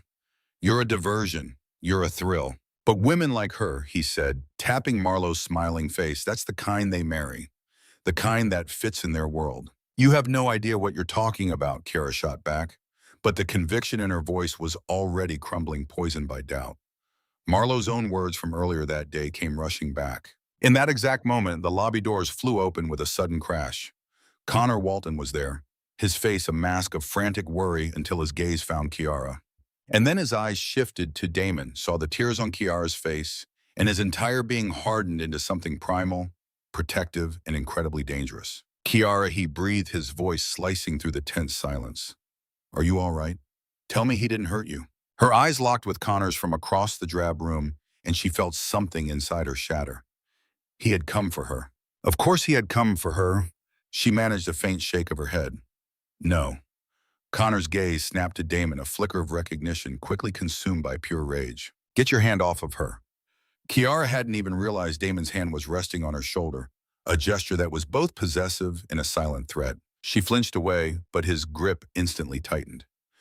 We're just having a conversation, Damon said, rising to his feet but refusing to release her. A couple of old friends just catching up. Connor covered the distance between them in 4 long strides. I received your note. And I don't believe for a second that you wrote it. But even if you did, even if you truly want me gone, I have to hear those words from your lips, not from a piece of paper. Kiara's mouth went dry. Marlo's carefully constructed words were right there waiting on the tip of her tongue. She was supposed to tell him she was poison for him, that she would only drag him down, that he needed to save himself from here. But the words choked in her throat, because every single one of them was a lie. She began, but Damon's hand clamped down like a vice on her shoulder, a flash of pain shooting through her. She's fine, Damon snarled. She doesn't need you to be her white knight, Walton. Connor's eyes turned lethal. Let go of her, now. Damon just sneered, muttering something ugly about how billionaires thought they owned everything, including broken women. But Connor paid him no mind, his entire world narrowed to Kiara. Talk to me, Connor pleaded, his voice softening. Tell me to my face that you don't feel what's between us. Damon, realizing he was losing his grip on the situation, seized Kiara's wrist, yanking her hard toward the door. The pain was sharp, sickeningly familiar, the very thing she had fled from. Before Kiara could even register what was happening, Connor moved. With a single sharp motion, he shattered Damon's hold and planted himself between them, an unbreachable wall. Lay another hand on her. Connor's voice was chillingly calm, and I promise you the next people you'll be speaking to are the police. As if on cue, the hotel manager scurried over with 2 security guards drawn by the escalating conflict. Damon, clearly wanting no part of an official intervention, backed away, his eyes locked on Kiara with a final chilling promise. This is far from over. We are not over. And with that, he vanished into the night. The moment he was gone, Kiara began to tremble so violently she thought her legs would give out. Connor didn't rush to her, didn't crowd her. He simply stood near, a solid presence, giving her the space to breathe, the power to choose. I'm so sorry, Kiara whispered, the words barely audible. Marlo, she told me I would destroy your life, that you would eventually get tired of me, that I'm just damaged goods and you were just trying to fix me. And I was stupid enough to believe her. I thought I was protecting you by disappearing. Connor's expression shifted with breathtaking speed from raw fear to cold fury, and then in an instant to the deepest tenderness. Do I look bored to you? He asked softly. Kiara, I'm terrified. I have never felt anything like this in my entire life. You didn't break my life. You're the only one who has ever made any of this make sense. Kiara shattered against him, her sobs lost in the fabric of his shirt. Connor's arms became an anchor, wrapping around her and holding the pieces of her together as she came undone. I let Marlo go, he murmured into her hair. The whole story poured out of her, the lies, the manipulation, everything. I'm not looking for someone who's already whole, Connor declared with a raw intensity. I want you, the healing you, the terrified you, the brave and beautiful you. I want to be there for every single version of it.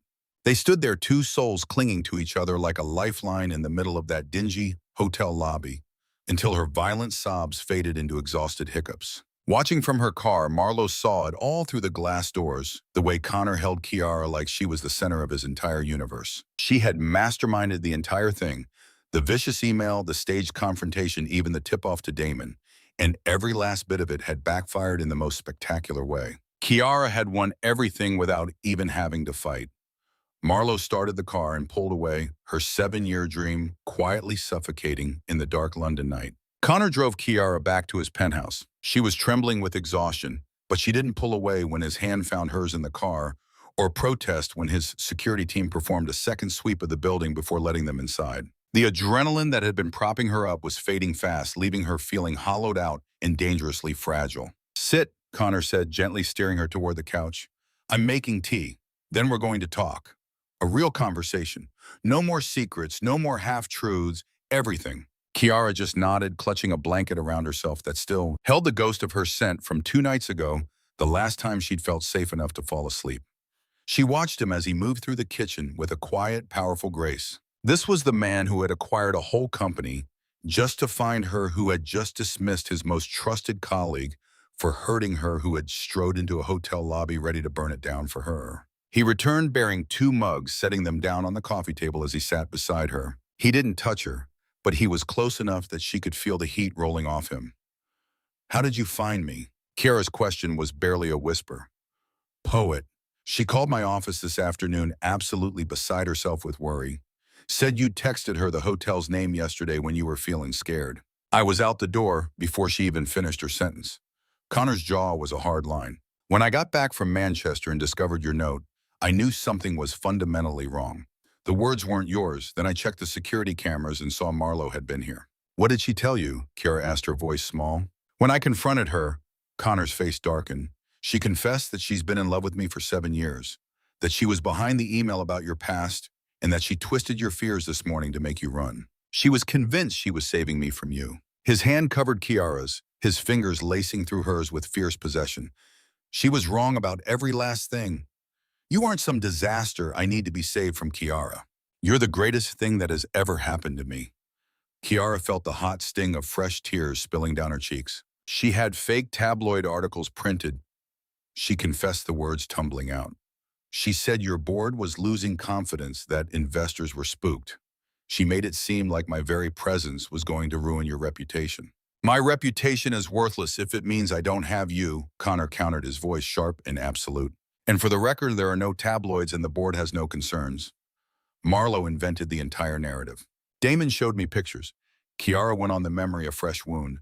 Of you and Marlo from over the years at charity galas on company trips. He told me a man like Connor doesn't end up with a girl like you. He said I was just a temporary amusement and that she was the kind of woman you would actually build a life with. A guttural, frustrated sound escaped Connor as he moved closer, cupping her face between his palms. Now you listen to me very carefully. Marlo was my colleague. That is all she has ever been. Those pictures were from work functions, professional necessities. I have never seen her as anything other than a business associate. And as for the type of woman I'd marry, his voice softened to a velvet growl, his thumbs brushing away her tears. Perhaps I don't know every detail of your life just yet, all the little stories that make you who you are. But I know how it feels when you smile as if your own face is remembering how. I know that you bite your lip when you're nervous and you hum under your breath when you sketch. I know that you've been hurt more than anyone should have to endure, and despite that, you chose to trust me." He paused, his gaze plumbing the depths of hers with an intensity that stole the air from her lungs. "I know that when I am with you, I am the best version of myself, the man I actually want to be.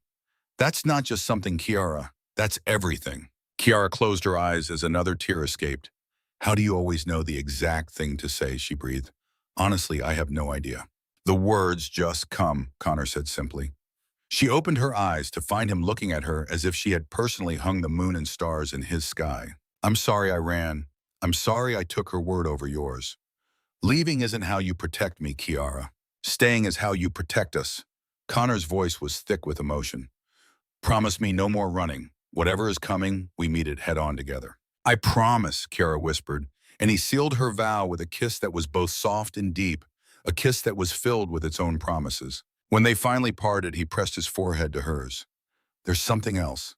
Something I have to tell you about how I found you." "About the factory." Kiara pulled back a fraction, her eyes scanning his face. "What about it?" Connor took a slow breath as if bracing himself for an imminent impact. "This wasn't some calculated business move.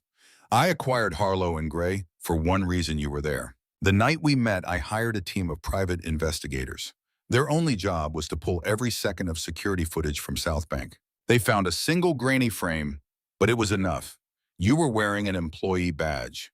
We enhanced the image and traced it directly to your factory. So yes, I bought the entire corporation for the slimmest chance of finding you. Now look me in the eye and tell me that means nothing."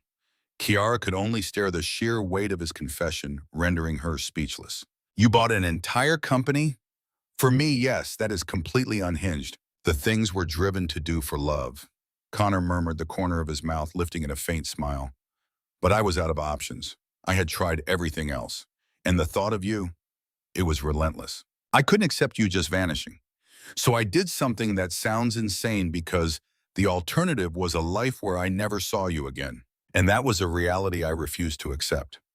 By all rights, Kiara should have been terrified by the raw intensity, by the obsessive undercurrent of his words. Instead, a profound and undeniable warmth bloomed deep within her chest. "Connor Walton, are you actually telling me you went full-blown corporate stalker for a woman you only kissed one time?" "I prefer the term creatively resourceful," Connor shot back, his smile growing wider. "But to be perfectly clear, yes, it was absolutely unhinged stalker behavior."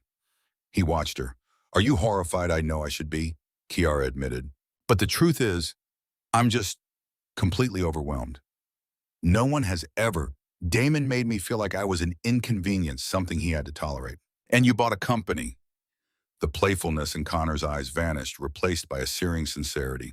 "You are worth every effort, every resource, every last insane gesture, Kiara. And I will spend as long as it takes to prove it to you." This time, Kiara was the one who kissed him, fierce and desperate.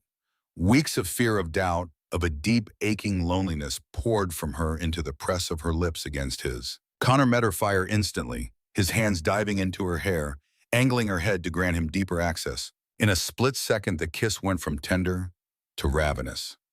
The undeniable chemistry that had been simmering between them since that first night ignited into a wildfire. When they finally broke for air, Kiara's hands were fisted in the fabric of Connor's shirt, and his pupils were dark pools of undiluted desire. "Stay with me tonight," Connor rasped, his voice thick with emotion. "Not in the guest room, not again. Stay with me." "Yes," Kiara breathed, and Connor rose to his feet in one fluid motion, pulling her up with him. What happened next was slow, reverent, a kind of healing Kiara never knew her soul was crying out for.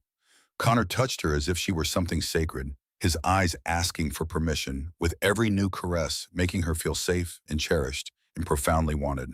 As she finally drifted off to sleep, tangled in his arms, she was overcome by a feeling she thought she had lost forever. Whole. The next morning, Connor's lawyer called. Connor answered on speakerphone, pulling Kiara tighter against his side as she lay in bed. "Mr. Walton, I have news regarding Damon Creed. UK Border Force took him into custody at Heathrow this morning. He was attempting to board a flight headed for Amsterdam. The expedited international restraining order we put in place was flagged in their system the moment he tried to check in. He is being held for deportation to Miami, where he will face charges for violating the original order." Kiara's entire body went rigid. "He was arrested. He can't come back here. He is officially banned from entering the United Kingdom for a minimum of 10 years, the lawyer stated. And the charges waiting for him in Miami carry significant jail time. Miss Jones, you are safe. He can't get to you anymore. After the call ended, Kiara just sat there in stunned silence. 3 months of living in fear, of constantly looking over her shoulder, of blocking endless calls and threats. And it was all over. Just like that. It's really, truly over, she whispered. Connor pulled her even closer. It's over. You're safe now. Kiara turned in his embrace and kissed him, a current of gratitude and relief, and something so much deeper flowing between them.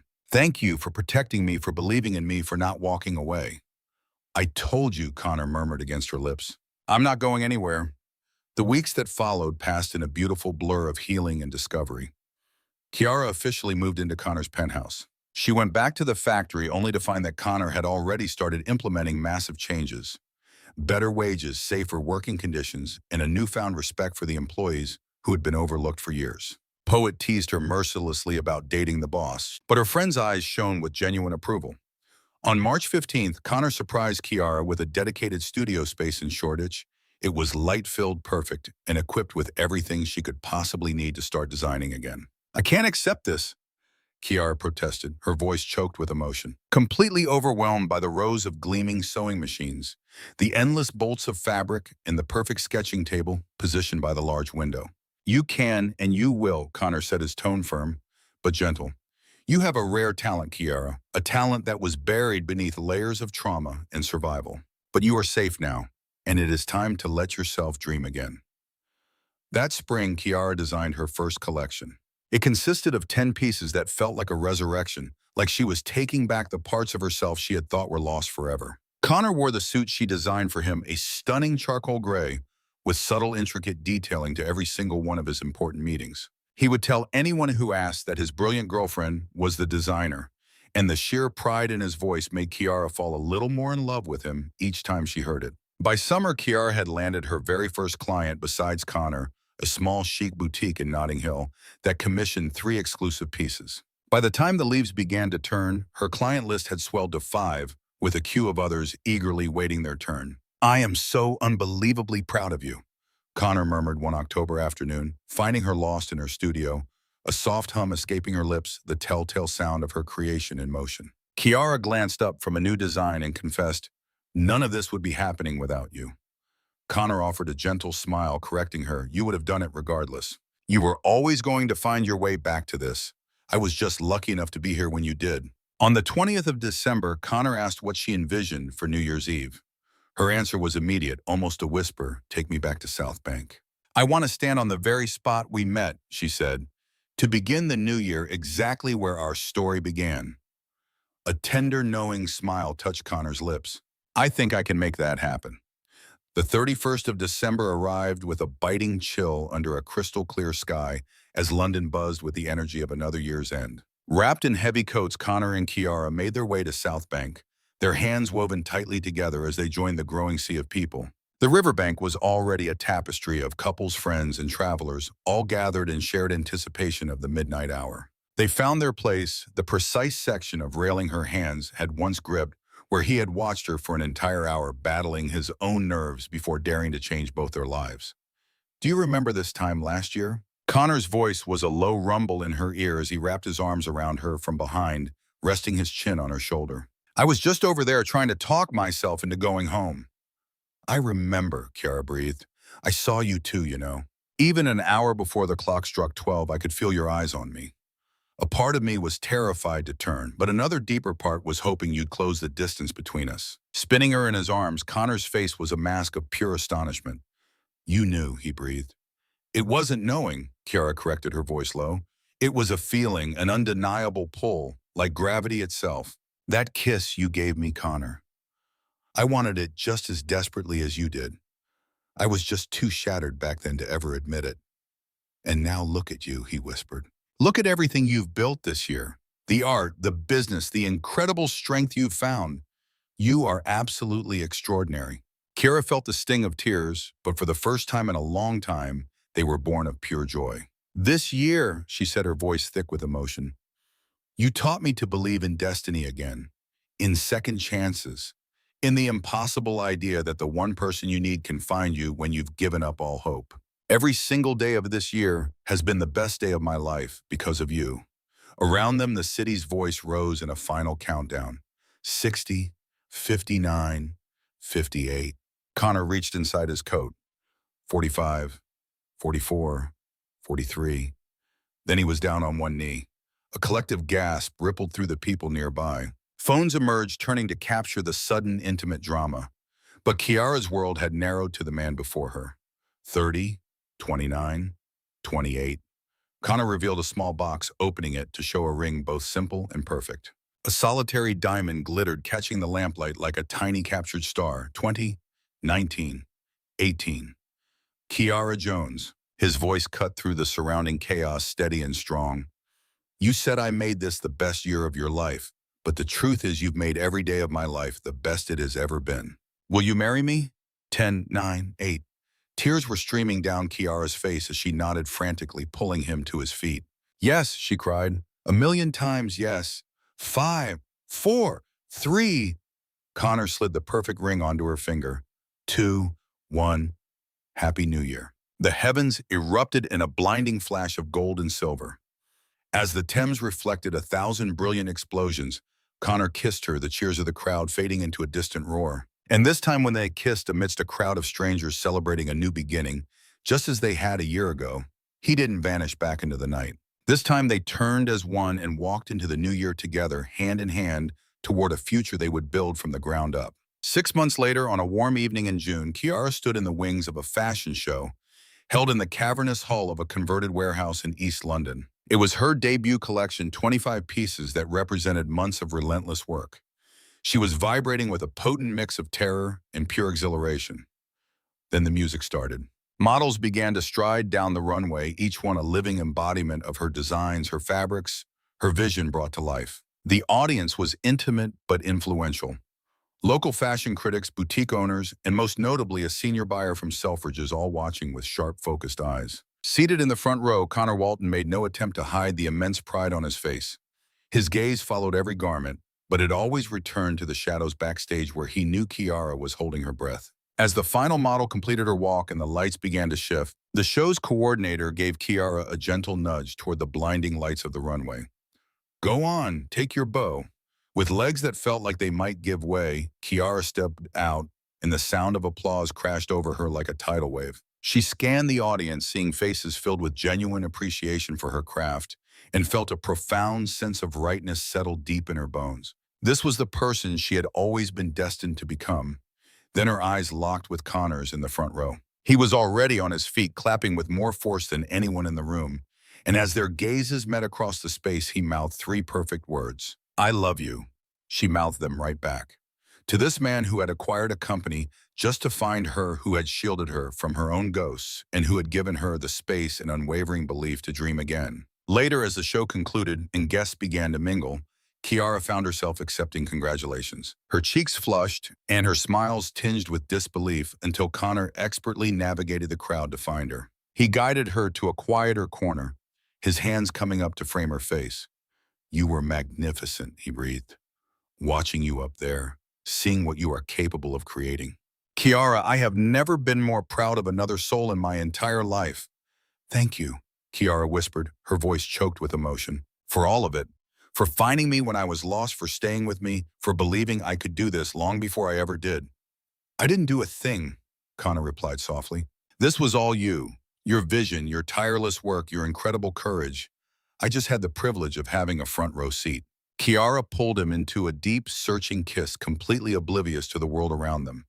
When she finally let him go, that familiar fire was burning in Connor's eyes. A raw energy, electric and undeniable, still crackled between them. Get me out of here, Kiara breathed. Let's go celebrate the right way. A slow, wicked grin spread across Connor's face. Anything for my future wife. Their fingers intertwined, they slipped away from the event. Walking to his car beneath a canopy of June stars, Kiara's mind drifted back 18 months to the ghost of a woman she used to be, shattered, haunted, and always on the run. She remembered that woman standing frozen by the Thames on New Year's Eve, utterly convinced that safety, wholeness, and love were luxuries she would never know again. How profoundly wrong she had been. It turned out sometimes the one person meant for you finds you right in the middle of the wreckage. Sometimes a single kiss in the dead of night can rewrite your entire future. Sometimes fleeing from your past leads you straight to the place you were always meant to find. And on the rarest of occasions, if fortune truly smiled on you, love didn't just mend the broken pieces. It stripped away the pain to reveal the person you were all along. As they navigated the London streets, Kiara gave Connor's hand a tight squeeze, the diamond on her finger fracturing the passing city lights. Her heart felt like it might just overflow. This was it. She was finally impossibly home. And it wasn't a place on a map. Home was the steady warmth of his hand, the private smile he saved just for her, the absolute certainty in his eyes that she was worth every battle. That was her home, and it was her everything. Then 3 months on, under a brilliant, crisp September afternoon, Kiara Jones became Kiara Walton. The ceremony was intimate, held in the quiet seclusion of the same botanical garden where they'd wandered on their second date.